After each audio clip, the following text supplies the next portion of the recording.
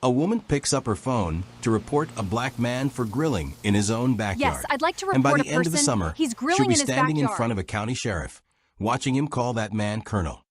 Before we get into it, drop a comment and let me know where you're watching from tonight. If this is your first time here, hit subscribe, because the story coming up after this one might be the most satisfying reveal we've ever told. Now let's go to Charleston. Magnolia Point sits 15 minutes outside downtown Charleston, South Carolina, the kind of gated community where the grass gets measured more often than the residents get to know each other. Identical brick mailboxes line a curving street lined with crepe myrtles. A community pool sits behind a wrought iron gate, a laminated sign of rules taped to the fence. Rules that, until this summer, nobody had bothered to actually read. It was late June, a Saturday, the kind of Charleston evening where the heat finally starts to break around 6 o'clock and the cicadas take over from the traffic. Marcus Whitfield stood at the smoker in his backyard, sleeves rolled to the elbow, tongs in hand. A thin column of hickory, smoke rising straight up into a sky, just starting to turn orange.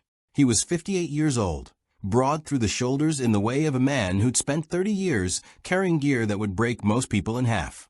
He moved without wasted motion, checked the temperature, closed the lid, wipe his hands on the towel tucked into his belt. He didn't look like a man performing for anyone. He looked like a man who'd found, after 3 decades of deployments and briefings and midnight phone calls, a small patch of earth where he could finally just stand still. 6 months earlier, he and his wife Denise had closed on the house at 214 Magnolia Court. Denise, 55, a retired ER nurse, had picked out the paint colors herself. A soft sage for the shutters, white for the trim. They'd raised 2 kids through deployments and reassignments, through the kind of life where home was a word you redefined every few years. This house was supposed to be the last one, the one that stayed home. Marcus had told almost no one in the neighborhood about his career. Not out of secrecy, just habit. 30 years of keeping his head down and letting the work speak. What the neighbors didn't know was that Colonel Marcus Whitfield, United States Marine Corps, retired, now sat on the county's Police Community Oversight Board. A quiet civic appointment he'd taken not for the title, but because he'd spent enough of his life around chains of command to know how easily they could fail the people underneath him. Next door, at 216, Karen Ashford stood at her kitchen window with a glass of white wine going warm in her hand, watching the smoke drift over the fence line. Karen was 47, a real estate agent, and for the past 4 years the president of the Magnolia Point Homeowners Association, a position she wore like a badge of office. She'd lived on this street for 20 years, longer than anyone else on the block, and she'd built her entire sense of self around the idea that this neighborhood was, in some unspoken way, hers to curate. She talked about property values the way other people talked about scripture. She watched the smoke curl over her fence. She watched Marcus's truck in the driveway, nice but not new. She watched 2 cars she didn't recognize pull up out front, friends of Marcus and Denise's arriving for what was, in fact, a small Juneteenth cookout. Nothing more than 6 people and a folding table of side dishes. Karen didn't know any of that context. She didn't ask. She set down her wine glass, picked up her phone, and dialed the non-emergency police line. "Yes, hi, I'd like to report a disturbance at 214 Magnolia Court," she said, her voice pleasant, almost sing-song, the voice she used with clients she didn't respect. "There's a large gathering, a lot of smoke, cars I don't recognize. I just want it documented. I'm the HOA president here, so I like to stay on top of these things." She hung up and refilled her wine glass, satisfied. The way a person feels satisfied after doing something they've convinced themselves is simply responsible. 20 minutes later, a Charleston PD cruiser turned onto Magnolia Court. Behind the wheel sat Officer Dale Henderson, 34 years old, 2 years on the force, the kind of young officer who still believed that every dispatch call deserved the benefit of the doubt of the person who placed it. He hadn't questioned the details on his way over. A complaint was a complaint. He parked the curb, adjusted his belt, and walked up the driveway toward the sound of laughter and the smell of hickory smoke. Marcus saw him coming before Henderson said a word. He set his tongs down on the side table, wiped his hands, and walked toward the gate with the same unhurried calm he carried at the smoker. the calm of a man who had walked into rooms far more dangerous than this one and understood that the first move in any confrontation is simply to not give the room what it's braced for. "Evening, officer," Marcus said. "Something I can help you with?" Henderson glanced past him at the small gathering in the backyard. Denise setting a dish on the table. Two couples in lawn chairs, a Bluetooth speaker playing low. Nothing that looked, to any reasonable eye, like a disturbance. "Got a call about a large gathering and some noise complaints," Henderson said, already sounding a little unsure of his own words. "Just need to check it out." Marcus didn't raise his voice. He didn't reach for his phone to record, didn't posture, didn't do any of the things a man might do if he needed the officer to know who he used to be. He just looked at him steadily and said the 4 words that would end up defining the whole summer. "Check out what, exactly?" Behind the fence, from her kitchen window, Karen Ashford watched the exchange with her wine glass raised halfway to her lips and smiled. Officer Henderson stood in the driveway of 214 Magnolia Court with his notepad half raised, caught between the calm of the man in front of him and the certainty of the woman who'd made the call. "Sir, I just need to ask a few questions," Henderson said. The complaint mentioned a large gathering, unfamiliar vehicles, excessive noise. Marcus glanced back at his backyard. 6 people total, 2 coolers, a folding table, a speaker set at a volume that wouldn't have carried past the fence line if the evening hadn't been so still. He looked back at Henderson without any edge in his voice. "That's my wife, 2 couples we've known for 15 years, and a Juneteenth cookout," Marcus said. "The vehicles are unfamiliar because they don't live here. That's usually how guests work." Henderson's ears reddened slightly. He'd been on the force 2 years, and in that time he'd learned that most disturbance calls fell into one of 2 categories: something real or someone's discomfort dressed up as a report. He was starting to suspect, standing in this driveway with the smell of good barbecue in the air and nothing louder than laughter drifting from a backyard, which category this one belonged to. But he'd been dispatched, and dispatched meant documented. And documented meant he had to go through the motions, regardless of what his gut was telling him. "I understand, sir. I do have to note that a complaint was filed. Would you mind if I just took a look at the backyard, confirm everything's in order?" Marcus stepped aside without hesitation. "Be my guest." He walked Henderson through the gate himself, unhurried, the way a man walks a colleague through a facility he's proud of rather than a man walking a stranger through a space he's being forced to justify. Denise looked up from the table, her expression flickering for just a moment. Not fear, but the particular fatigue of a woman who had lived this exact scene before in different cities, under different circumstances, and recognized the shape of it instantly. "Everything okay, baby?" she asked, her voice even. "Officer's just doing his job," Marcus said, and there was something in the way he said it, not sarcasm, not resentment, just a flat statement of fact. That made Henderson's stomach tighten slightly. Henderson looked around. 2 coolers. A cutting board of ribs resting under foil. 4 folding chairs, a card table with potato salad, and a peach cobbler sweating gently in the heat. A Bluetooth speaker playing something low and unbothered, gospel, maybe, or old soul, nothing that could reasonably be called a disturbance from 20 feet away, let alone from inside a house on the other side of a 6-foot privacy fence. "This the whole gathering?" Henderson asked. "This is it," Denise said. Henderson nodded slowly, already composing in his head how he'd write this up. "All right, I'm going to go ahead and note that everything appears in order. Sorry for the interruption." "No trouble," Marcus said, and meant it, in the sense that men who have absorbed a lifetime of smaller indignities learn to mean it, not because it doesn't register, but because he'd made a decision decades ago about which battles were worth his blood pressure. Henderson walked back toward the gate. As he passed the fence line, he glanced up, almost by accident, and caught movement in the second-story window of the house next door. A woman mid-40s, blonde hair, wine glass in hand, watching the whole exchange with an expression he couldn't quite name. Not concern, not embarrassment at being wrong, something closer to mild disappointment, like a person watching a play that hadn't delivered the ending she'd expected. He didn't think much of it at the time. He got back in his cruiser and drove off. Inside her kitchen, Karen set her wine glass down harder than she meant to. She hadn't expected the officer to just leave. In her mind, a call like that was supposed to produce something. A warning. A citation. At minimum, some visible correction of behavior, some acknowledgement from the man next door that he understood he was being watched, that this was her neighborhood and he was, whether he liked it or not, a guest in the culture of it. Instead, she'd watched Marcus walk that officer through his own backyard like a tour guide, calm as still water, and watched the officer leave with nothing to show for it but an apology. She picked up her phone and texted her closest friend on the HOA board, a woman named Patricia Doyle, who lived 3 houses down. Asterisk just had to call the police on the new neighbors again. Loud gathering, strange cars. Officer barely did anything. I don't understand why people don't just follow the rules, like everyone else on this street. Asterisk. Patricia texted back almost immediately. Asterisk girl, I saw the cruiser pull up. What happened? Asterisk. Karen typed back, already reshaping the story in her mind into something that flattered her. Asterisk nothing. That's the problem. He basically let them off with a warning. I mean, I'm not trying to make a big deal, but this is exactly the kind of thing that brings down property values. We have standards on this street. Asterisk. What Karen didn't write, because she didn't consciously think it in those words, was the truth underneath the complaint.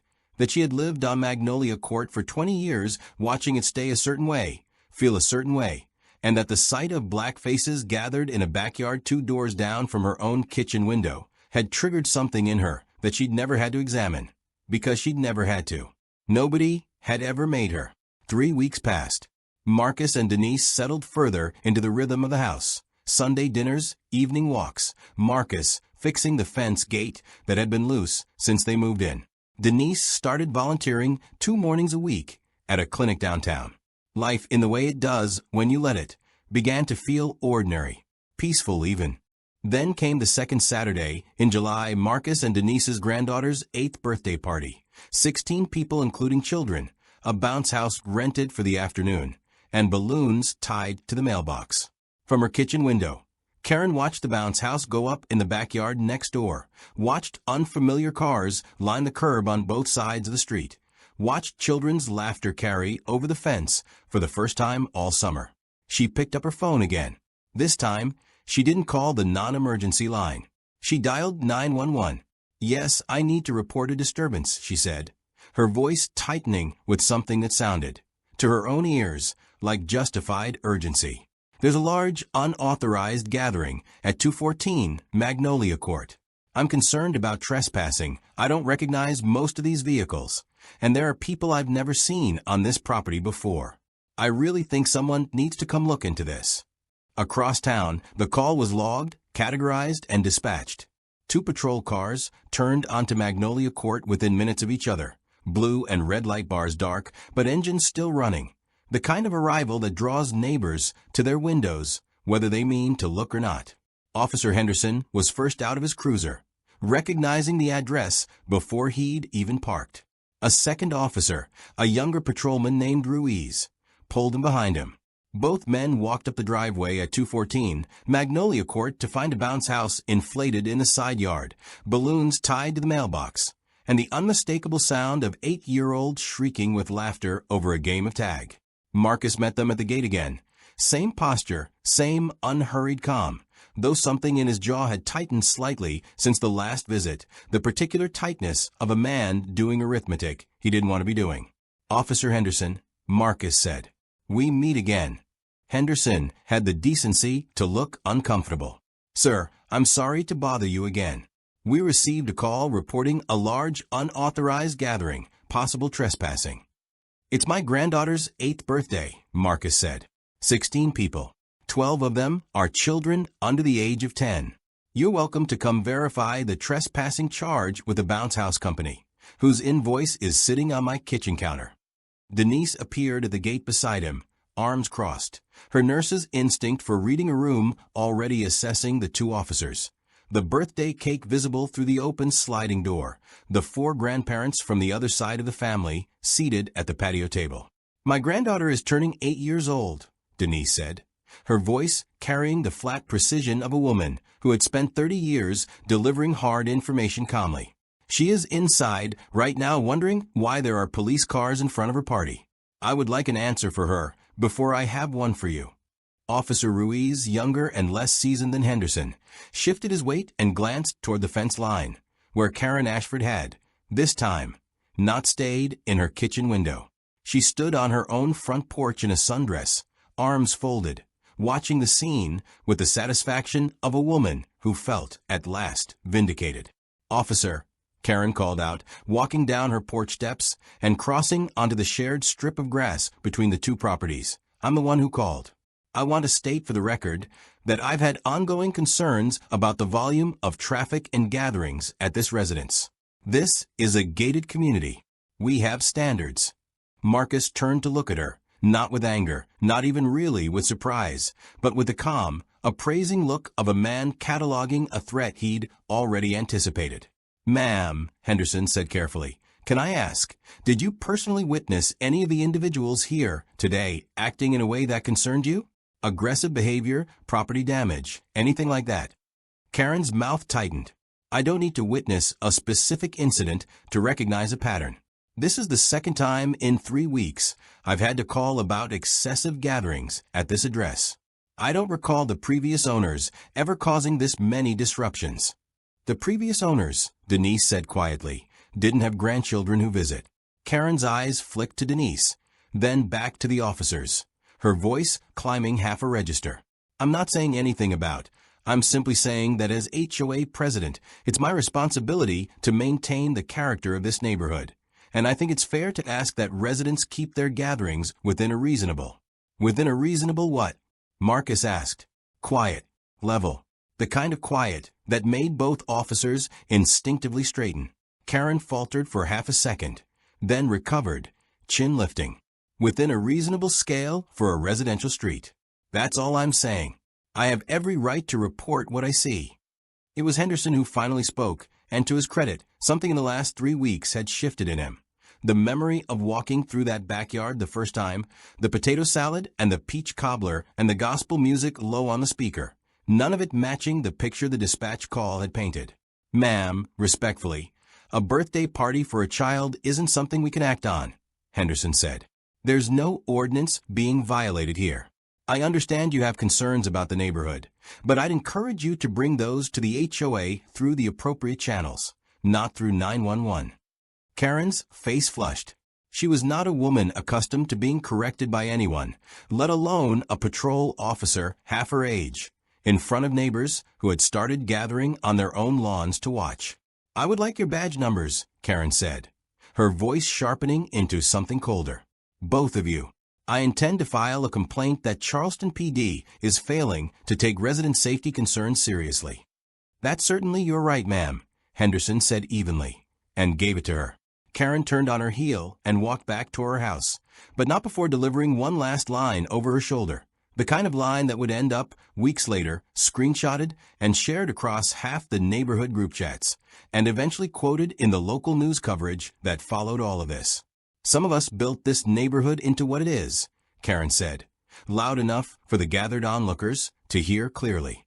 "And some of us just moved in and expect everyone else to adjust." She disappeared through her front door, and it shut with a sound sharper than necessary. Marcus stood at his gate for a long moment, watching the door close, saying nothing. Denise reached over and put a hand on his forearm, not to calm him, because he didn't need calming, but the way you touch someone to remind them you're standing beside them. Henderson lingered a moment longer than protocol required. "Sir, I really am sorry about this. For what it's worth, there's nothing in either of these calls that's given us any legitimate cause for concern." "I know," Marcus said. "That's not really the point, though, is it?" Henderson didn't have an answer for that. He got back in his cruiser, and this time, as he pulled away, he found himself thinking about the address, filing it somewhere in the back of his mind, not as a problem residence, but as a pattern he didn't yet have a name for. Behind her curtains, Karen poured herself another glass of wine and began composing, in her head, the community newsletter items she planned to write about maintaining our standards, never once considering that the newsletter would never be written, because within a month, she wouldn't be HOA president anymore. August arrived heavy and humid, the kind of Charleston heat that made even the crepe myrtles look tired. 3 weeks had passed since the birthday party, 3 weeks in which Marcus had noticed Karen's blinds twitching whenever he stepped into his own backyard. 3 weeks in which he'd said nothing to her and everything to Denise, in the quiet way of a man deciding, deliberately, not to let another person's smallness cost him his peace. It was a Sunday afternoon, nothing special. Marcus at the smoker again, this time alone, except for Denise, reading on the porch. No guests, no bounce house, no balloons. Just brisket, low and slow, the way he'd been doing it every few weekends in spring. Karen watched from her window, anyway. She had, by this point, stopped waiting for a reason. She dialed 911 a third time. "I need to report a disturbance at 214 Magnolia Court," she said. And this time there was an edge of performance to her voice, the practiced urgency of someone who had learned that urgency got faster results. "I've reported this address twice before. I believe the resident may be a threat to the neighborhood. I'd like officers to respond, and given the history here, I think backup should be sent." The dispatcher, following protocol, logged the call as escalated based on Karen's stated concern and the previous call history attached to the address. 2 units were assigned. Officer Henderson picked up the call from 3 streets over and felt something tighten in his chest when he heard the address come through his radio a third time. By the time Henderson pulled onto Magnolia Court, a second cruiser was already parked at the curb, and a third was en route. Neighbors had begun stepping out onto their porches. This had become, without anyone quite admitting it, something the street watched for now. Marcus set his tongs down at the sound of the second car door closing. He didn't rush. He walked to the gate with Denise a step behind him, her arms crossed, her jaw set in the particular way it set when she'd reached the outer edge of her patience. "Officer Henderson," Marcus said. Third time. "Sir, I know," Henderson said. And for the first time, there was something almost apologetic baked into his posture, not just his words. "I want you to know I flagged the pattern on this address after the last call. I'm not sure why we're back here." "Because I'm smoking a brisket," Marcus said. "Alone. On a Sunday." Behind them, Karen had already crossed onto the shared grass strip, arms folded, chin lifted, emboldened by the presence of a third approaching cruiser. "I told dispatch there's a history here," Karen said. "I think it's reasonable that officers take a pattern of repeated gatherings seriously, even if today looks quiet. I don't feel safe not knowing who's coming and going from this property." "There's no one coming and going," Denise said, her voice tight as a wire now. "There's my husband, at a grill, in his own backyard. For the third time this summer, you've called the police on a black man for existing on his own property, and I would like to know when that stops being acceptable to you." Karen's face flushed, but she didn't back down. If anything, cornered, she pushed harder.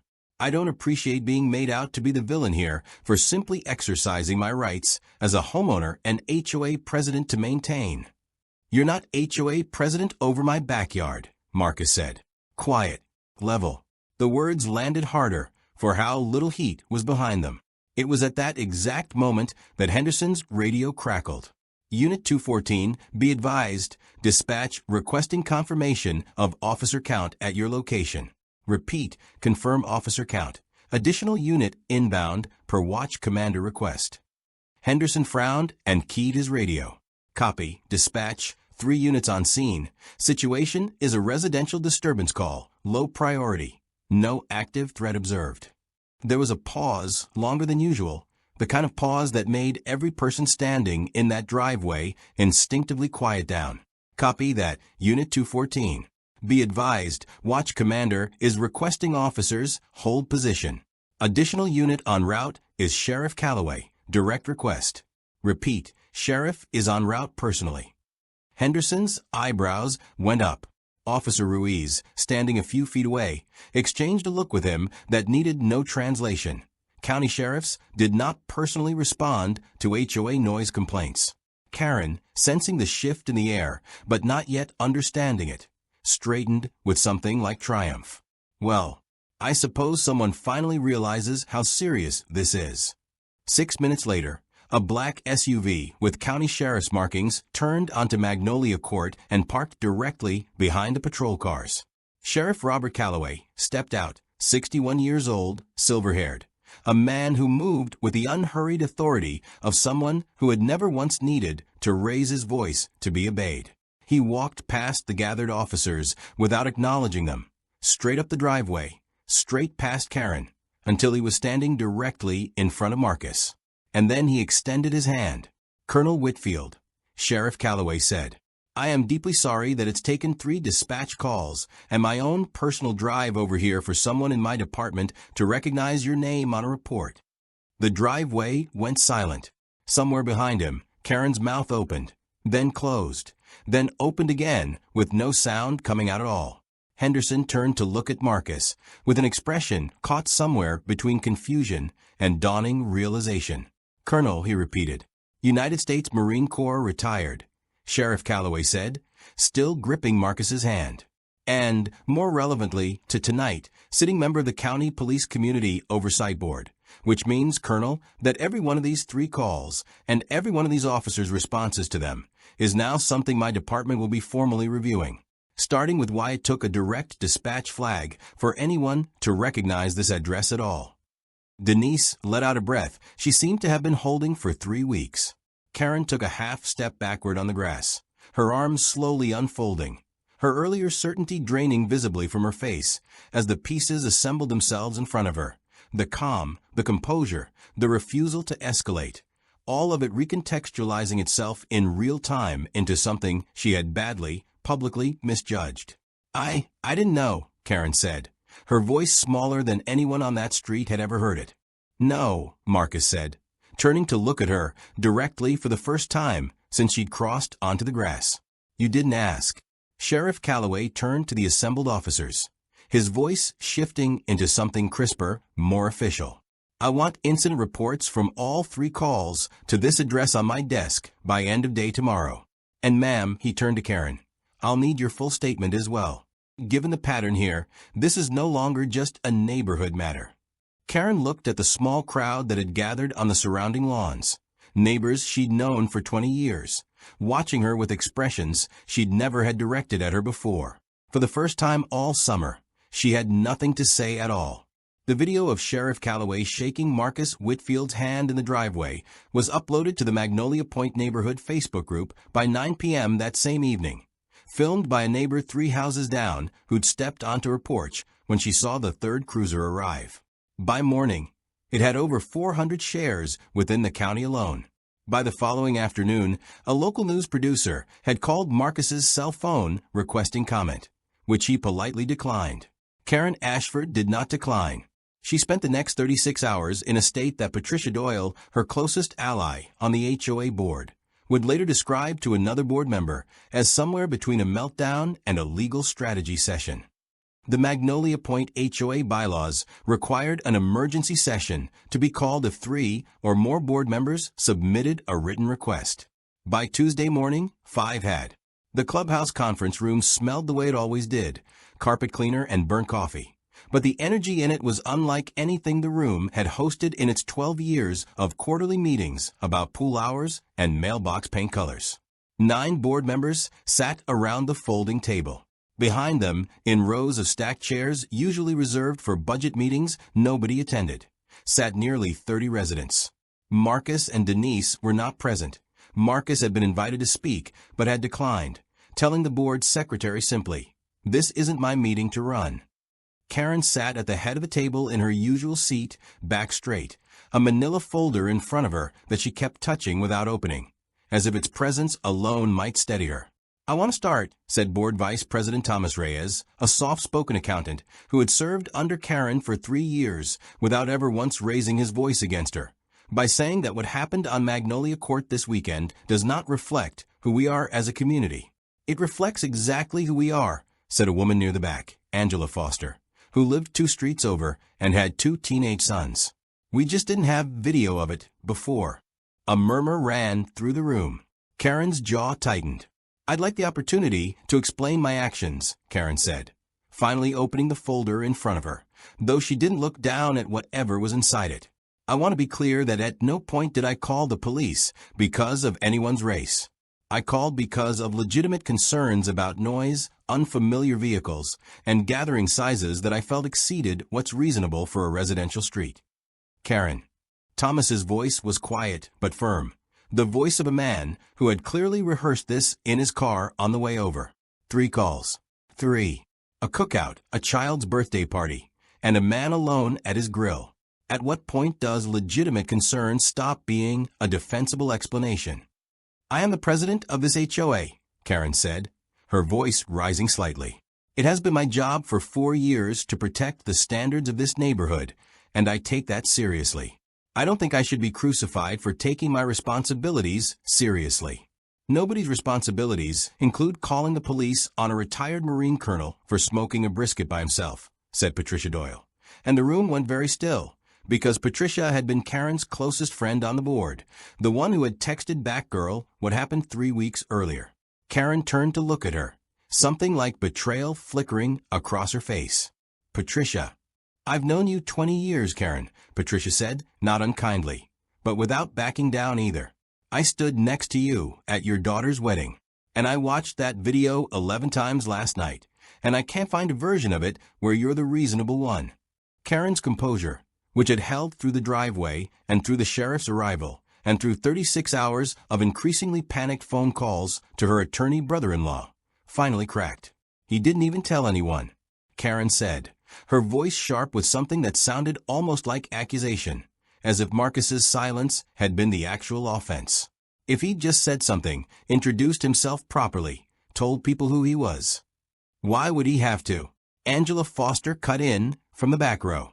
Why does a black man have to announce his military rank to earn the basic assumption that he's allowed to grill in his own backyard?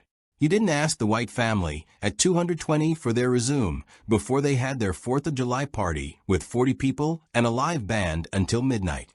The room went silent in a different way this time, the silence of a fact landing that nobody could argue with, because everybody on that street remembered the 4th of July party at 220, and nobody remembered a single complaint being filed about it. Karen had no answer. She looked down at the unopened folder in front of her. Thomas Reyes cleared his throat and addressed the room. Per Section 4, Article 2 of our bylaws, this emergency session has been called to consider a motion of no confidence in the current HOA president, given conduct that the board considers to have caused reputational harm to this community and potential legal exposure for the HOA as an organization. He paused. I'll open the floor for discussion before we move to a vote. The discussion lasted 40 minutes. Karen spoke twice more, each time with less conviction than the last, each attempt to reframe the story falling apart against the plain facts of the 3911 calls, the video, and most damning, a printout Angela Foster had brought with her, a log, compiled from group chat screenshots and resident testimony, of 11 other complaints Karen had filed over the past 3 years against the only 2 other black families who had ever lived on Magnolia Court, both of whom had moved out within 18 months of purchasing their homes. Nobody in that room had thought to add those numbers up before. Now that they had, nobody could look at Karen the same way again. The vote was called at 8:47 p.m. 7 in favor of removal, 1 opposed, 1 abstention. Karen Ashford was no longer president of the Magnolia Point Homeowners Association. She gathered her folder, still unopened, and walked out of the clubhouse into the parking lot alone, past neighbors who did not call after her, past the community pool with its laminated sign of rules she had spent 20 years enforcing selectively, and got into her car in the dark without a single person offering to walk her out. 3 days later, a certified letter arrived at 216 Magnolia Court from the Charleston County Sheriff's Office, informing Karen that a formal complaint had been filed against her for repeated false reporting, and that she was required to appear for a preliminary review hearing the following month. She was, for the first time in a very long time, no longer the one deciding what counted as a problem. The Charleston County Sheriff's Office conference room was smaller and colder than the HOA clubhouse, all fluorescent light and government gray carpet, but the weight in it was heavier. This wasn't a neighborhood dispute anymore. This was an institution examining itself. Marcus sat at the review table not as a complainant, but as what the paperwork listed him as, a member of the County Police Community Oversight Board, present in an official capacity to review a case that happened to be his own, an arrangement the county attorney had approved only after Marcus formally recused himself from any voting role and agreed to sit as an observer instead. He'd insisted on it. "I don't review my own case," he told the board chair. "I just make sure somebody reviews it right." Officer Henderson sat across the table, his uniform pressed, his hands folded in front of him, a manila folder containing his own incident reports open beside him. Beside him sat his union representative, a heavy-set man named Coleman who hadn't said much yet but was taking careful notes.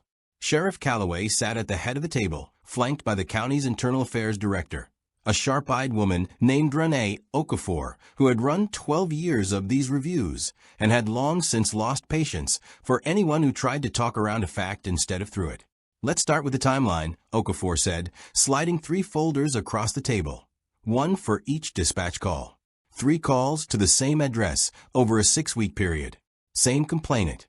Escalating framing each time, from noise to trespassing, to what the third call log describes as a possible threat to neighborhood safety. "Officer Henderson, walk me through your response to each." Henderson cleared his throat. "First call, I responded, found no violation, no disturbance beyond normal conversation, and music at a reasonable volume. I noted it as unfounded and left." "Did you flag the address after that first call?" "No, ma'am." "Why not?" Henderson hesitated. "At the time, I treated it as an isolated incident. In hindsight, I should have made a note in the system, given the details of the call, the specific concern about unfamiliar vehicles, which in my experience is often language used to." He paused, choosing his words carefully, to flag concern about visitors based on assumptions rather than actual behavior. Okafor made a note. "And the second call?" "A children's birthday party. Again, no violation. This time I did document my concern that the complaint history might reflect a pattern rather than legitimate ongoing issues. I recommended the complainant be directed to raise concerns through the HOA rather than 911. "But you didn't flag the address for supervisory review." "No, ma'am. I should have. That's on me."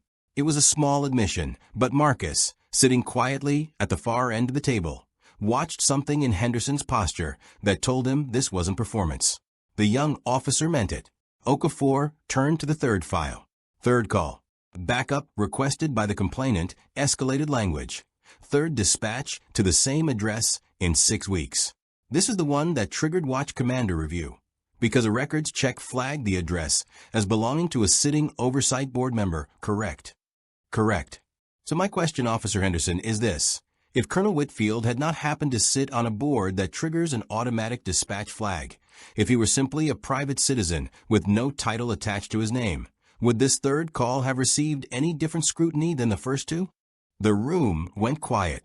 Henderson's jaw worked for a moment before he answered. "No, ma'am," he said. "Honestly, no. Without that flag, I think we respond the same way we did the first 2 times. Confirm no violation, leave, and probably get called back a 4th time." It was the answer everyone in the room needed to hear, and the one that landed hardest, because it named the actual failure plainly. Not that officers had acted with malice, but that the system required a title, a rank, a flag in a database, before it took seriously what should have been obvious from the first visit, that nothing resembling a crime had occurred at 214 Magnolia Court. Not once, not ever. Marcus finally spoke, his voice even. "I don't say this to excuse the department. I say it because it's the actual finding here, and it's the one that matters most going forward. My rank isn't what should have protected my family from 3 police visits over a Sunday cookout and a child's birthday party. The absence of any actual violation should have been enough. It wasn't, until a database flag made it politically necessary to pay attention." Okafor nodded slowly, writing something down. "That's going in the report as a systemic finding, Colonel, not just an individual one." She turned back to Henderson. "Here's where we land. You're not being terminated, Officer Henderson. Your response to each individual call, in isolation, followed procedure. But you failed to recognize and escalate a pattern that should have been visible after the second call. And your own testimony today confirms that recognition came only because of an external flag rather than sound judgment. That's a real deficiency, and it's one we see across this department, not just in you." She slid a document across the table. You're being placed on a mandatory retraining track. Implicit bias and de-escalation certification, 40 hours, effective immediately. A formal reprimand goes in your file regarding failure to escalate after the second dispatch. This isn't punitive in the sense of ending your career. It's corrective, and it's going to be tracked. Henderson nodded, and to his credit, didn't argue a single point of it. Understood. I want to say, for what it's worth, I'm glad this is happening. Not for my file. For the next family, this happens too, if I hadn't caught it here. Marcus looked at him for a long moment. That's the right answer, officer. Hold on to it. Okafor closed the folder in front of her and looked toward Calloway. On the complainant, Karen Ashford. Given the pattern established by Ms. Foster's records, 11 prior complaints filed against the only 2 other black households to previously reside on that street, both of whom relocated within 18 months. This moves from a neighborhood dispute into a formal false reporting investigation. I'm recommending it go to the county prosecutor's office for review of charges under the state's harassment and abuse of emergency services statutes. Calloway nodded. Make the referral. The meeting adjourned an hour later. Marcus walked out into the parking lot with Denise, who'd been waiting outside per procedure, and told her only the parts that mattered. Henderson's getting retrained. Karen's getting referred to the prosecutor's office. He paused at the car door. And the department's opening a review of the flag system. That's the part that actually matters long-term. Denise studied his face. You don't look satisfied. I'm not, Marcus said. Satisfied would mean this fixes itself now that it's documented. It doesn't. It just means somebody's finally required to look at it. He got in the car, and they drove home in a silence that wasn't heavy so much as unfinished, because for Marcus, the file closing wasn't the end of anything. It was the beginning of the part he actually cared about. 3 weeks after the emergency HOA session, on a Thursday evening with the light just starting to go gold over Magnolia Court, Karen Ashford walked up the driveway at 214 with nothing in her hands and nothing rehearsed, which for a woman who had spent her entire adult life controlling every room she walked into, was its own kind of surrender. She'd lost the board presidency.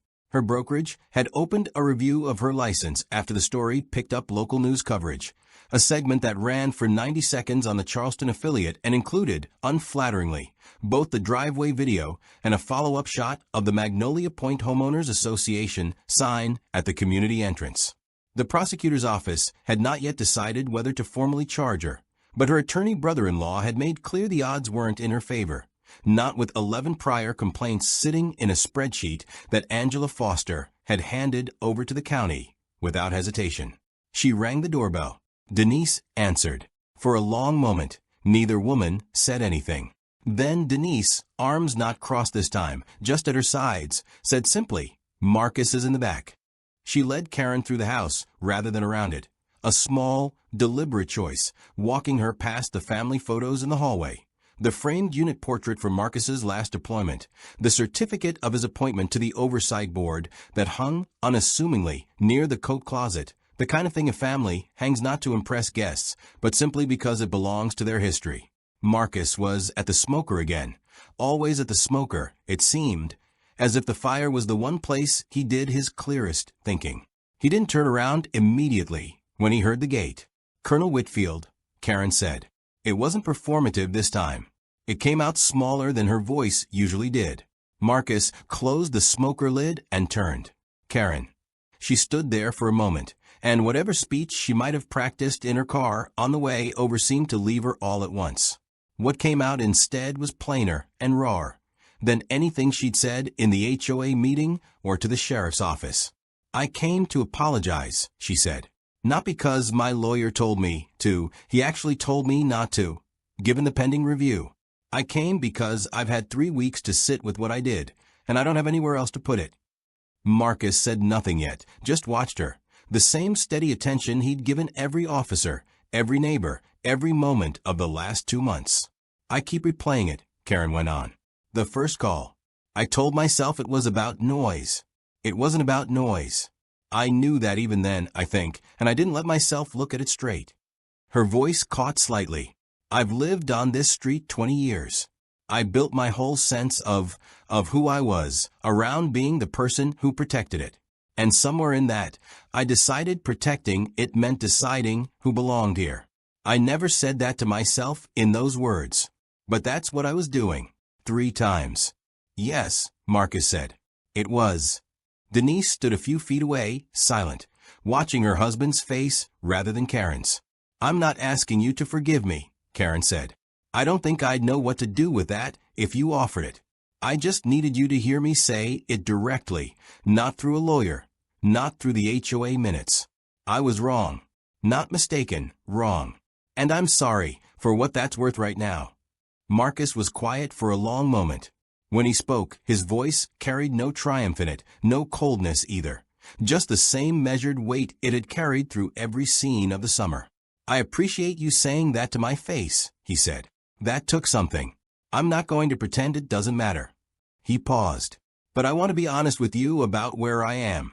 This isn't about one Sunday afternoon with a brisket. It's not even about 3 phone calls. It's about 20 years of you deciding, quietly, who this street belonged to, and 2 families before mine who left because of it, who never got a sheriff to show up and set the record straight, who just packed up and went somewhere they hoped might be easier. Karen's eyes dropped. I can't hear that you mean this apology, Marcus continued. I believe you. But I'm not going to tell you it's settled, because it isn't, not for me, and honestly, not for this street either. What I can tell you is that I'm not interested in spending the rest of my time here angry at you. That's not who I am, and it's not how I want to live in this house. So I accept that you're sorry. I'm just not going to pretend that sorry undoes a pattern. I understand, Karen said quietly. Do you? Denise asked, not sharply, but with the directness of a woman who had watched this apology land and wanted to know if it would actually change anything, or just close a chapter Karen could feel better about having closed. Karen looked at her, and for once didn't reach for a defense. I'm working on it, she said. I don't think I understood it before all this. I think I'm starting to. Marcus nodded slowly. That's more honest than most people manage. I'll take it. There was a silence after that, not an angry one, not even an uncomfortable one, just the silence of 3 people standing in a backyard where something had shifted but not resolved, the kind of silence that doesn't ask to be filled. For what it's worth, Marcus said finally, the review board's going to recommend the HOA overhaul its complaint procedures. Require documented, cause before any call to law enforcement, mandatory de-escalation training for board members, that kind of thing. I'd like your input on it, actually. You know this community's bylaws better than anyone. Karen looked up, startled. You want my input? After everything. I want it done right, Marcus said simply. You clearly care about this street. I'd rather that energy go toward fixing it than toward whatever you were doing before. It wasn't forgiveness. Karen understood that clearly, walking back down the driveway a few minutes later, the porch light of 214 clicking on behind her as the evening finally went dark. But it was something, a door left slightly open where she might have expected one slammed shut, and for a woman who had spent a whole summer learning, badly and slowly, what it meant to actually look at herself, it was more than she'd had any right to expect. The county conference room where the oversight board met on the 2nd Tuesday of every month was nothing special to look at.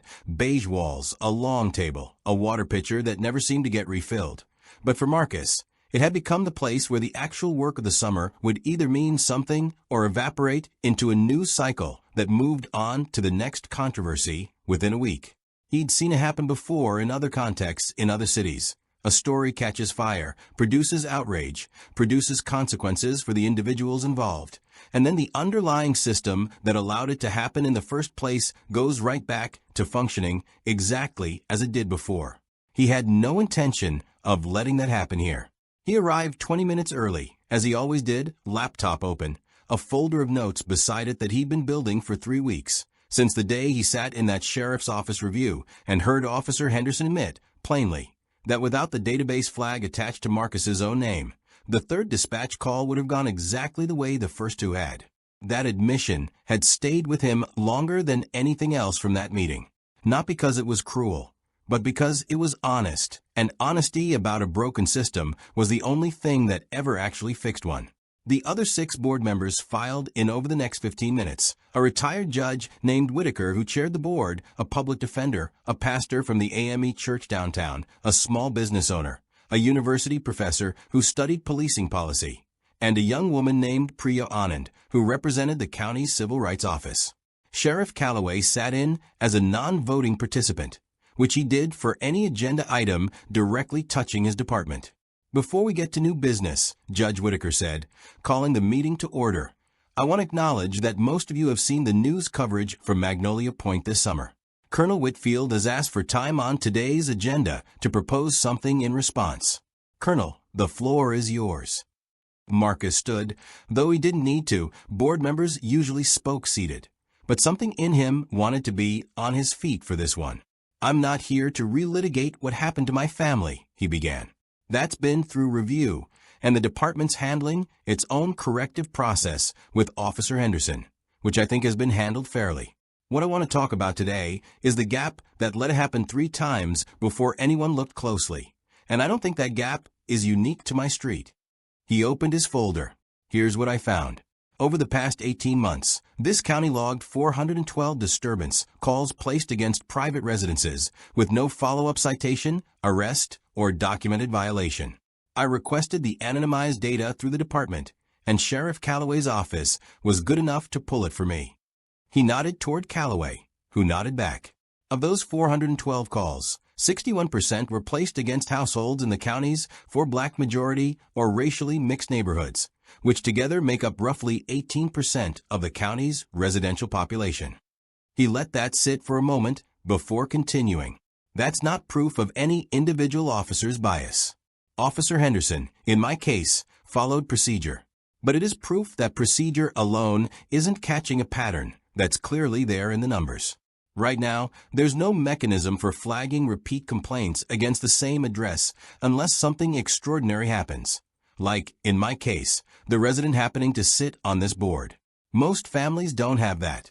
Most families just get a 4th call and a 5th until eventually they move, the way 2 other families moved off my street before I got there. Priya Anand leaned forward. What are you proposing specifically? Marcus pulled out a 1-page document he'd drafted with Denise's help over 3 late nights at the kitchen table. Denise, with her ER background, had been the one to suggest modeling part of it on hospital frequent flyer flagging protocols. Systems designed to catch patterns of repeat visits that might indicate an underlying issue nobody had yet named. 3 things, Marcus said, sliding copies down the table. First, an automatic pattern flag system built into dispatch that triggers supervisory review after a second unfounded call to the same residential address within a 90-day window, regardless of who lives there, regardless of whether they hold any title anyone recognizes. That review doesn't have to result in discipline. It just has to result in a human being with authority actually looking at the pattern before a third call gets dispatched on autopilot. He continued before anyone could interject. Second, mandatory de-escalation and implicit bias training, not as a one-time onboarding checkbox, but recurring annually for all patrol officers, with outcomes tracked over time rather than just attendance logged. Officer Henderson told this board's review committee, in his own words, that he didn't flag my address after the second call because he treated it as an isolated incident. I don't think that's a personal failing unique to him. I think it's what happens when training treats bias as a one-time lecture instead of an ongoing practice. And third, Marcus said, a countywide requirement, not just for Magnolia Point, for every HOA and neighborhood association registered in the county, that any noise or disturbance complaint filed through an HOA channel prior to police involvement must document a specific, observable violation, not a general concern. Right now, there's nothing stopping any HOA president from calling 911 on a gut feeling and having that call carry the same institutional weight as a genuine emergency. That has to change structurally, not just at Magnolia Point. The room was quiet for a moment. Judge Whitaker studied the one-pager, then looked up. This is a significant undertaking, Colonel. The dispatch flag system alone would require IT infrastructure changes and probably a budget request to County Council. I know, Marcus said. I'm not asking the board to implement it today. I'm asking for a working group. I'd like to chair it. alongside Ms. Anand from the Civil Rights Office and anyone from the department Sheriff Calloway wants to assign, to draft a formal proposal for County Council's next budget cycle. I've already spoken informally with 2 council members who've expressed interest. Sheriff Calloway spoke up for the first time. I'll go further than interest. I've already directed my IT unit to begin scoping what the flag system would require on our end. After what came out of the Henderson review, I don't want to wait on County Council to know this is worth doing. Some of it we can start internally now. Judge Whitaker looked around the table. Do we have a motion to establish the working group as proposed? The pastor, a soft-spoken man named Reverend Odom, who had sat mostly silent through the meeting, raised his hand to speak instead of moving to a vote directly. I want to say something before we vote, if I may. Whitaker nodded. I've buried 3 young men from my congregation over the past decade who never got the chance Colonel Whitfield got, the chance for the system to slow down and actually look at them before something worse happened. What happened on Magnolia Court could have gone differently. 3 units, an escalating dispatch, a homeowner insisting there was a threat. We all know how that story sometimes ends, and it isn't with the sheriff shaking somebody's hand in the driveway. I want this working group not because it fixes what happened this summer. I want it because it might be the reason some family I never meet gets to keep their Sunday afternoon boring. The motion passed unanimously. Over the following weeks, the work took the shape work like that always takes, slower than the news cycle wanted. Less cinematic than the driveway video that had started it, mostly spreadsheets and budget line items, and long meetings with County IT about what the dispatch system could and couldn't be modified to do without a full software overhaul. Marcus found himself back in a rhythm he recognized from 30 years of service. The unglamorous work of building something that would outlast the moment that had made it necessary. Denise became, without either of them quite deciding it formally, the working group's second set of hands, sitting in on meetings when Marcus's schedule conflicted, bringing her clinical instinct for pattern recognition to conversations about how the dispatch flag system should actually function day to day. You don't build a system around the worst version of the story, she said in one meeting, when a county IT contractor suggested a flagging threshold so high it would rarely trigger. You build it around the version that happens quietly, to families who never get a sheriff to show up and set the record straight. Karen, true to Marcus's offer, was brought in for 2 sessions specifically focused on the HOA reporting requirement. Her first-hand knowledge of how easily an HOA president's authority could be wielded without oversight proving, uncomfortably but usefully, exactly the kind of insider perspective the working group needed. She sat through those meetings quietly, contributing when asked, offering more than once unprompted amendments that made the proposed HOA documentation requirements stricter than what Marcus himself had drafted. It wasn't redemption, exactly. It was something smaller and more honest, a woman doing the specific unglamorous work in front of her instead of asking anyone to consider the debt paid. By late September, the working group had a finished proposal. 17 pages, 3 appendices of supporting data, a projected implementation cost, and letters of support from 4 other county oversight board members, 2 city council members, and, notably, submitted without any prompting from Marcus, a joint letter from the presidents of 6 other county HOAs who had read about Magnolia Point and wanted their own communities included in the reporting standard reforms before something similar happened on their streets. The proposal went to County Council for a first reading in October, with a vote expected before the end of the year. Marcus didn't attend the reading. He'd learned, over 3 decades of watching institutions change or fail to change, that his presence in that room wouldn't move a single vote. The paperwork would do that, or it wouldn't, on its own merits. Instead, that evening, he stood at his smoker, the September air finally starting to carry the first real edge of cool, and watched the sun go down over a backyard that had, for the first time in months, stopped feeling like a stage. You think it passes? Denise asked, coming to stand beside him with 2 glasses of sweet tea. I think it should, Marcus said. Whether it does is a different question. Either way, it's on the record now. Nobody gets to say it wasn't proposed, wasn't documented, wasn't handed to them with the numbers already done. He took the glass from her. That's usually enough to eventually get something moving, even if it takes longer than anyone wants. Denise looked at him for a moment. The way she'd looked at him 1,000 times over 30 years of watching him carry weight he rarely let show on his face. "You did good this summer, Marcus." He shook his head, slightly. "I didn't do anything but stand still and let the truth catch up to the room. The people who actually did something are the ones who have to keep doing it after the cameras leave." He looked toward the fence line, toward Karen's quiet house next door, its windows dark this early evening. That's the only part that ever actually matters. 6 months is not a long time, in the scope of a life like Marcus Whitfield's, not measured against 30 years of deployments, of watching institutions bend slowly toward change that always seemed to take one deployment cycle longer than promised. But on a residential street in Charleston County, 6 months turned out to be enough time for something real to take root, provided the people who'd fought for it kept tending it after the story stopped being news. It was February now, the Charleston winter mild enough that Marcus could still use the smoker most weekends, though he'd taken to wearing a jacket over his usual rolled sleeves. The county council had passed the working group's proposal in December 6-1, with a lone dissenting vote coming from a councilman who'd argued the dispatch flag system was an unnecessary expense, a vote that had notably drawn a pointed op-ed in the Charleston paper from Reverend Odom, reminding readers exactly what the expense was meant to prevent. The flag system had gone live in January. Charleston PD's dispatch software now triggered an automatic supervisory review after any second unfounded disturbance call to the same residential address within 90 days. No title required. No database flag tied to anyone's rank or board seat. Just the address itself and the pattern attached to it.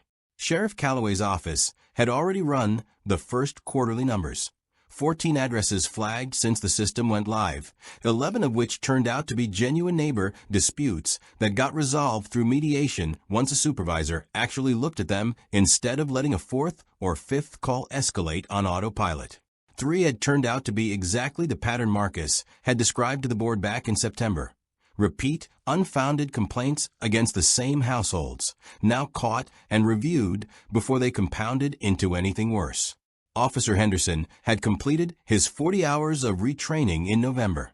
He'd stopped by the Whitfield house once unprompted on a Saturday afternoon in December, not in uniform, just in jeans and a Charleston PD hoodie, standing awkwardly at the gate the way a much younger man might. "I wanted you to know I finished the training," he told Marcus. "And I wanted to say I've been assigned to help train the next cohort of new officers on de-escalation protocol. I asked for that assignment. I wanted to be the guy who tells the story straight, not the sanitized version in the manual." Marcus had shaken his hand and told him that was worth more than any apology could have been, and meant it. Karen Ashford's situation had resolved more slowly and less cleanly, the way these things usually do outside the tidy arc of a news segment. The county prosecutor's office had ultimately declined to pursue criminal charges for false reporting. The threshold for that charge required proving intentional falsehood rather than reckless or biased judgment, and her attorney had successfully argued the calls, however wrong-headed, didn't meet that bar. But her real estate brokerage had not been so forgiving. After an internal review triggered by the news coverage and a formal complaint from a fair housing advocacy group, her license had been suspended for 6 months, with mandatory fair housing training required for reinstatement. The Whitfield small claims suit for harassment had resulted in a modest judgment against her, not a life-altering sum, but enough, paired with the brokerage suspension, that Karen had spent the fall selling her late mother's jewelry and picking up freelance staging work to cover the gap in income. She was no longer HOA president. She still lived at 216 Magnolia Court, though she kept, these days, mostly to herself. No longer perched at her kitchen window. No longer the self-appointed sentry of the street standards. She'd finished her 2 sessions with the working group, contributed the amendments she'd offered, and then quietly stepped back from any further public role in the process, as if she understood that continued visibility wasn't owed to her. It was Angela Foster, the woman from 2 streets over who'd brought the printout of Karen's 11 prior complaints to the emergency HOA session, the woman who'd had the least reason of anyone to extend grace to Karen Ashford, who ended up being the neighbor to independently confirm, months later, and without anyone asking her to, that something on the street had actually shifted. It happened on a Tuesday evening in late February, at the first HOA meeting since the new complaint documentation policy had gone into full effect.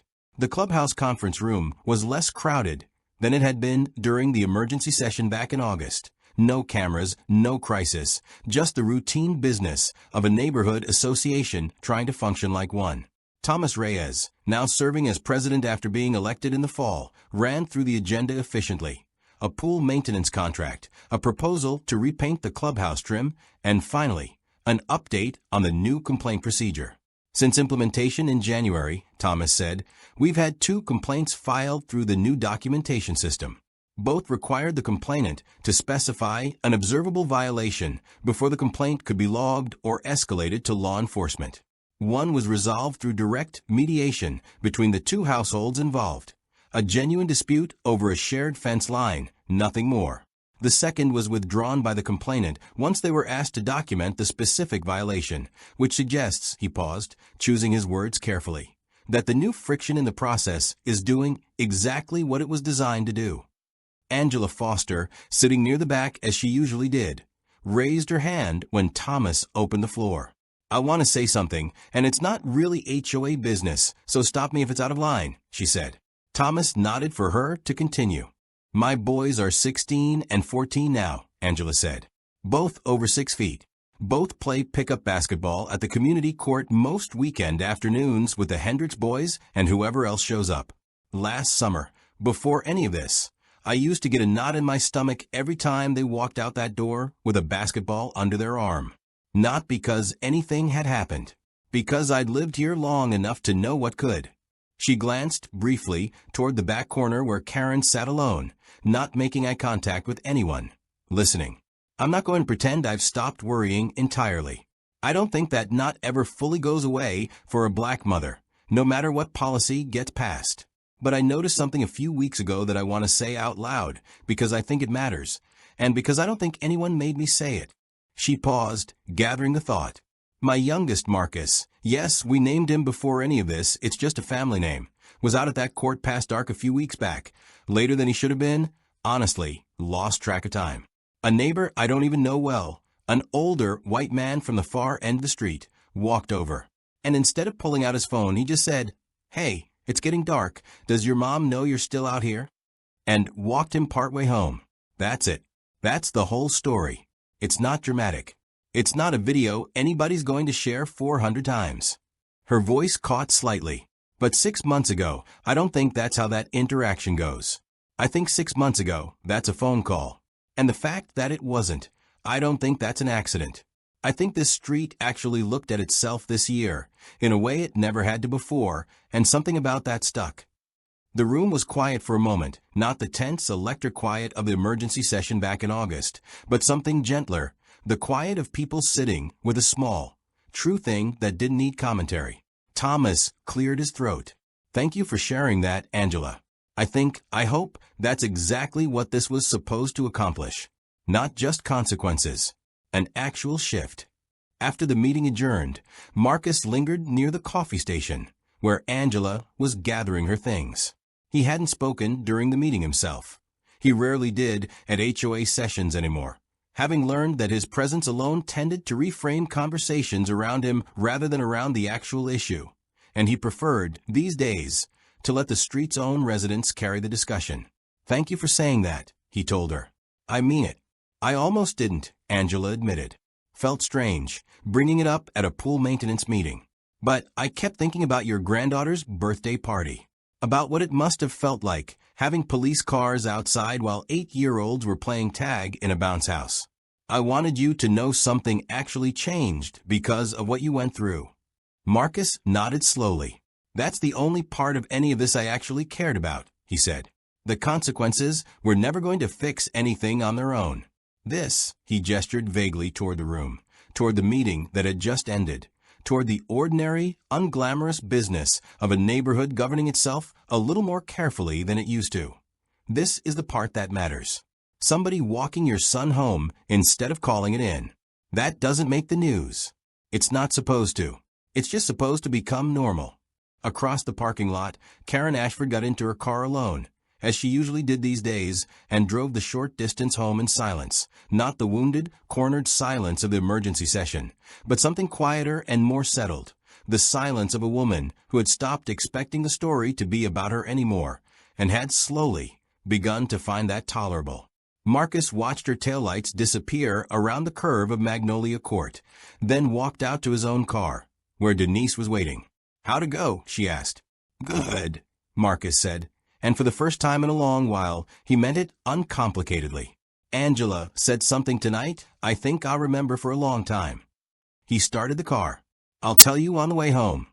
There is a particular kind of quiet that settles over a house once a story about it has finished being told by everyone except the people who lived it. By the following autumn, 14 months after the first police cruiser turned onto Magnolia Court for a Juneteenth cookout that never should have warranted one, the Whitfield house at 214 had returned mostly to the shape of an ordinary life. String lights on the back porch. A dog now, a rescue mutt named Scout that Denise had insisted on after the divorce court judgment against Karen finally cleared and something in the household had felt, for the first time in over a year, settled enough to take on new responsibility. Marcus still worked the smoker most Sundays. The neighbors still waved. Nobody called the police on a brisket anymore, and nobody in Magnolia Point would have thought to. But the story hadn't stayed inside the fence line of that one property. And that, more than any single consequence Karen Ashford faced, was the part Marcus found himself thinking about most as the one-year mark approached. It started small, the way these things always do, a phone call from a county councilwoman 2 districts over, a woman named Renata Cho, who chaired the neighboring county's public safety committee and had read about the Magnolia Point dispatch flag system in a regional policy brief. She wanted to know if Marcus would be willing to consult, informally, on adapting the model for her own jurisdiction. He said yes before she'd even finished the sentence. By spring, 3 additional counties across the South Carolina Lowcountry had adopted some version of the pattern flag protocol. Not identical copies, each one modified to fit local dispatch software and budget realities, but built on the same core principle Marcus had put on that one-page document at the oversight board table. No address gets a third unfounded call without a human being in a position of authority actually looking at what's happening. Sheriff Calloway, invited to speak at a statewide sheriff's conference in Columbia that March, opened his remarks not with statistics, but with the plain fact of how the whole thing had started: a retired Marine colonel, 3 dispatch calls, and a system that only caught the pattern because of a database flag that should never have needed to exist in the first place. He didn't dress it up. He told it the way it happened, mistakes and all, because he'd learned over the past year that the version of the story that actually changed anything was the honest one, not the flattering one. Officer Henderson, for his part, had been promoted to field training officer that winter, not despite the events of the previous summer, but in some ways because of them.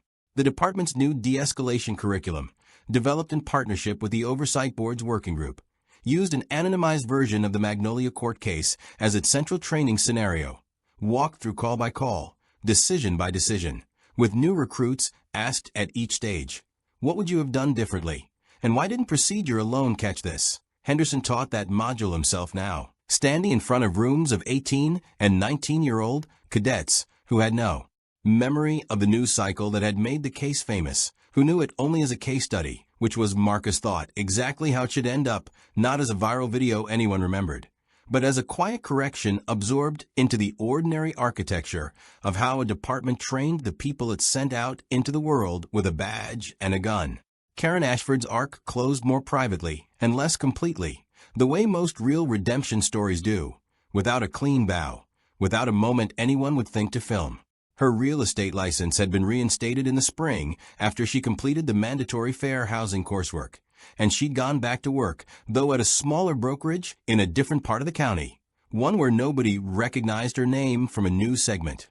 She did not run for the HOA board again, not that year and not the year after. She stayed for the most part to herself, though twice that year she'd shown up unprompted, to volunteer at a fair housing awareness event the county's civil rights office ran each spring, standing quietly at a folding table, handing out pamphlets to people who had no idea who she was or what she'd once done to a family 2 doors down from her own kitchen window. Nobody asked her to be there. She came anyway. It wasn't forgiveness. and Marcus had never pretended it needed to be. It was just a woman doing the smallest, least visible version of the work in front of her year after year, without an audience left to perform it for, which was, in its own way, the only kind of proof that meant anything at all. Angela Foster's son, the 16-year-old Marcus, made the varsity basketball team that winter.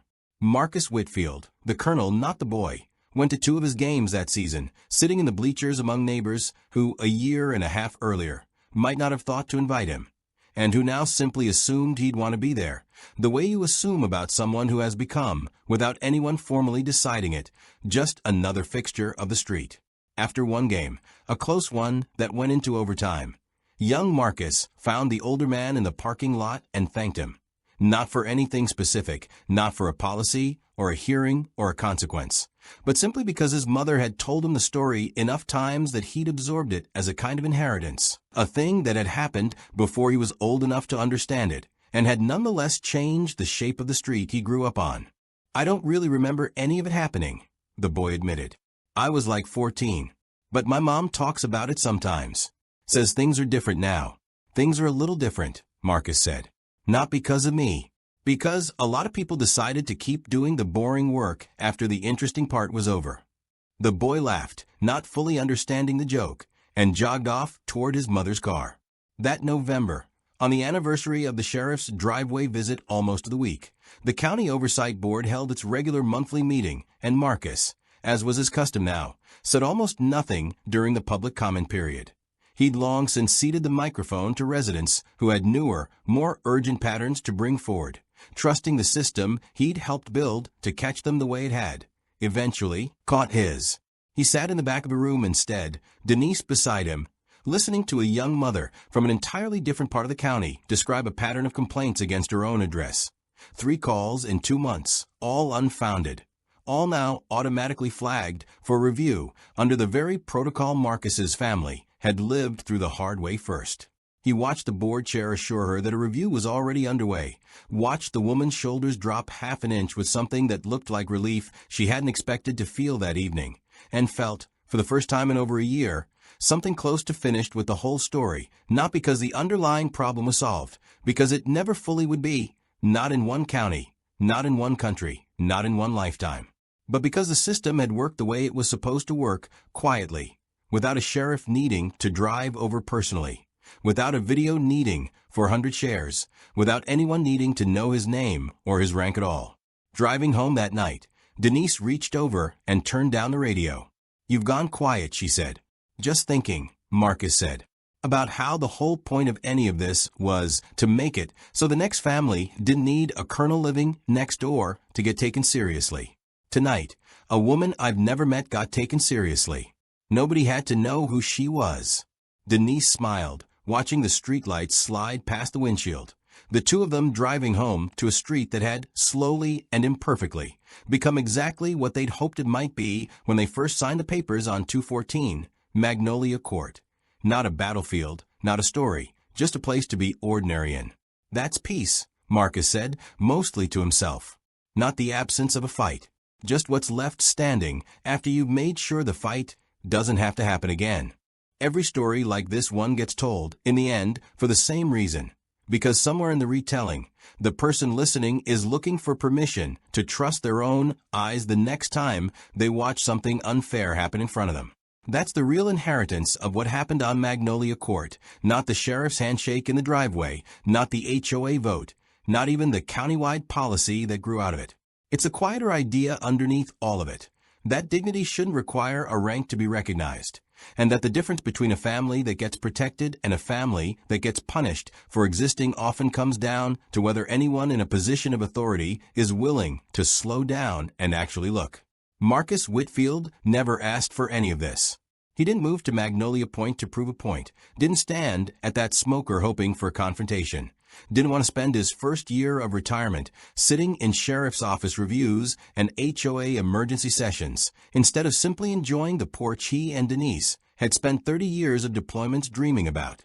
What he wanted was almost embarrassingly modest: a Sunday afternoon, a brisket, a grandchild's birthday party, without police lights in the driveway, That the story became about so much more than that: a policy reform, a training curriculum adopted by other counties, a case study taught to cadets who'll never know his name, says less about Marcus seeking a platform and everything about how far a household will have to be pushed before the system around it finally, belatedly, does its job. And that's worth sitting with for a moment, honestly. Because the uncomfortable truth underneath every satisfying reveal in a story like this is that the reveal is what made people pay attention, not the injustice itself. 2 other families had lived on that street before the Whitfields and quietly moved away, unwitnessed, uncorrected. Their version of this story ending not with a sheriff's apology, but with a moving truck and a decision to try somewhere else. Nobody wrote about them. Nobody built a policy around what happened to them. The system only bent when a title happened to be attached to the man it was failing. And if there's a moral underneath this whole arc, it isn't really about Karen Ashford's bigotry, as plain and as documented as that ended up being. It's about how much weight got carried by the accident of Marcus's rank, and how the actual victory of this story isn't the reveal itself. It's the fact that the working group he built afterward tried to make sure the next family wouldn't need a reveal at all. Justice that depends on someone happening to be extraordinary isn't justice. It's luck wearing justice's clothes. The real ending of this story is the moment a stranger, months later, got taken seriously by a system that didn't need to know her name. Karen's arc matters too, and it's worth resisting the urge to flatten her into a simple villain who got what she deserved and disappeared from the narrative. She didn't disappear. She stayed on that street, suspended license and small claims judgment and all, and she did something a lot of people in her position never manage. She let herself be corrected without spending the rest of her life protecting her own reputation instead of reckoning with what she'd actually done. That's not redemption in the tidy, cinematic sense. Nobody handed her a happy ending, and Marcus was honest with her, and with us, that an apology doesn't erase a pattern. But it's a more useful ending than the revenge fantasy version might have been, because most of the antagonists in stories like this one are still going to be somebody's neighbor next year. The question was never whether Karen could be punished enough to satisfy an audience. The question was whether a community could actually change the conditions that let someone like her operate unquestioned for 20 years. And on that measure, Magnolia Point came out the other side of the story genuinely different, not just chastened. If you're watching this and you've ever been the person on the receiving end of someone else's unexamined suspicion, pulled over for the wrong reason, watched a little too closely in a store, reported for simply existing somewhere you had every right to be, I hope some part of the story landed the way it was supposed to. Not as fantasy, but as a reminder that the instinct to stay calm, to document, to let the truth catch up to the room instead of forcing it, is not weakness. It's often the only thing that survives long enough to actually change anything. And if you've ever been on the other side of that instinct, if you've ever felt that flicker of unearned suspicion toward a neighbor and reached for your phone before you reached for a conversation, I hope this story does something harder and more useful than entertain you. I hope it makes you pause the next time. Thank you so much for watching this one all the way through. If this story moved you even a little, if you found yourself rooting for Marcus in that driveway, or feeling something shift when Angela Foster stood up in that HOA meeting to say the street had actually changed, do me a favor and hit that like button. And if you haven't already, subscribe so you don't miss what's coming next. I've got 2 more stories queued up that I think you're going to want to see. One set in a courtroom in Ohio where a public defender everyone underestimated turns out to be the last person in the room anyone expected. And another out of a small town in Texas where a diner waitress gets humiliated by a customer who has no idea just how far her actual reach extends. Both of them hit just as hard as this one, maybe harder. Drop a comment and let me know what part of tonight's story stuck with you most. I read every single one. Until next time, take care of each other out there.